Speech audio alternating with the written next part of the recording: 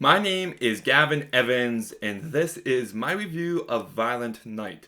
And this is a movie that I was looking forward to because the premise is Santa Claus kicking ass and killing bad guys. How could I not get excited? But that said, I was still a bit skeptical just because I was recently warned by this very premise. That's right, a few years ago, Mel Gibson as Santa Claus in an action Christmas movie called Fat Man.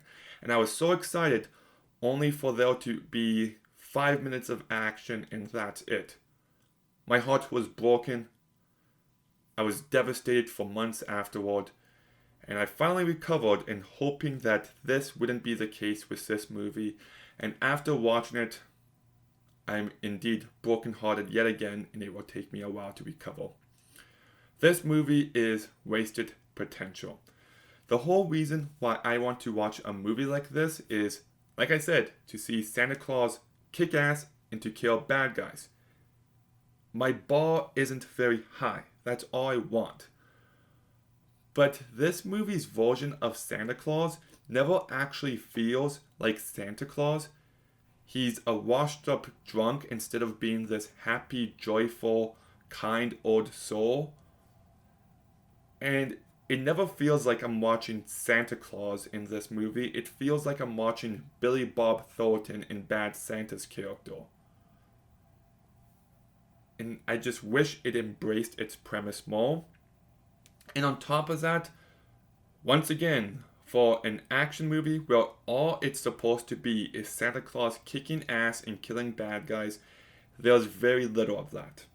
Now, there's an excellent 10-minute stretch of time in this movie where it delivers on everything. It's bloody, it's brutal, it's great fun, and then we also get this R-rated version of Home Alone, and I just loved this entire 10-minute stretch. But then after that, it goes back to the same generic storytelling that was present before. And the rest of this movie, for the most part, is actionless. Like, it begins, the people break into the house, take the hostages, and then we get two action scenes pretty early on, but I swear, there was like a good hour stretch before the next action scene. And that's just unforgivable. You had one job and you couldn't even deliver on that, and it doesn't help that the story going on here is just the most generic, boring, cliche story that they could have came up with. None of the characters are remotely interesting, and it's just built on this relationship between Santa and this little girl, and I couldn't have cared less. It's trying way too hard to be overly sweet, and it felt completely hollow. The family drama was pretty stupid, and the backstory with Santa Claus, I didn't like and I didn't think was needed. You know, Santa used to be a warrior with his hammer, and that was a long time ago, and I just leave that out next time. The cast does a fine job for the most part. David Harbour is fine for what he's given to work with. I would have liked a different version of Santa Claus, but that's not the material he was given, so I don't put that on him. Leah Brady is fine. Alexis Louder, fine. Alex Hassel, fine. John Leguizamo, atrocious. No, I'm not even kidding. He is so bad in this movie. A complete and total miscast.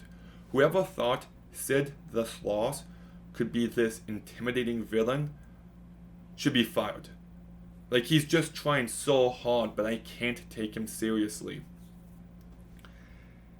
And the humor in this movie just falls completely flat. 90% of the jokes are just, someone took out our guy. Who? Someone dressed up like Santa Claus. What? That is so weird. Just rinse and repeat the entire movie.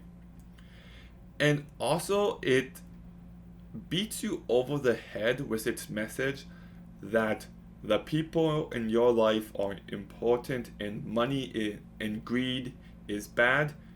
And I'm not saying I disagree with the message, but I'm just saying that they just bring it up way too often. I get it. You don't have to pummel me to death with the message. I get it. And when people are literally burning money for no reason, it just takes me out of it. Did not work. And then we get to the ending of this movie, and the final fight didn't really care for, even though the final blow is bloody awesome. But then, like, there's another 10 minutes of movie, and I'm just like, what is going on here? Do we really need this movie to keep going on right now? Absolutely not. Wrap it up. It's finished. Bad guy's beaten. So that really bums me out. And like I said, there's just not enough action in this action movie for me to be entertained. I don't know why I'm noticing this trend. You know, oh Gavin, you just need more patience. No, when I want to watch an action movie, I want to watch an action movie. Look at movies like Mission Impossible Fallout, Mad Max Fury Road, The Raid Redemption. It's just, they're all non-stop action thrill rides. One action scene right after the other. And that's what I want from action movies. I don't need this terrible plot. Just give me good action. And even if it's not the Santa Claus I would have liked on screen, if they at least delivered on the action, I would be much more happy with this movie, but they don't. There's lots of time in this movie where there's no action, and I was pretty bored. And the material in those moments is so unbelievably weak.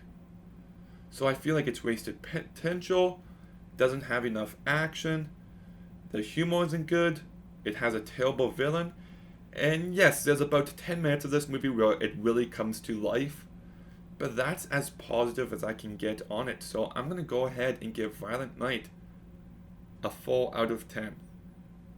Okay, so that was the last movie I saw in theaters before I'm about to see Avatar 2. I'm seeing it in less than 2 weeks, and I'm unbelievably excited. I got the trailer for it tonight, and just wow, it looks like a beautiful work of art. I'm so excited for that movie. I really hope it delivers.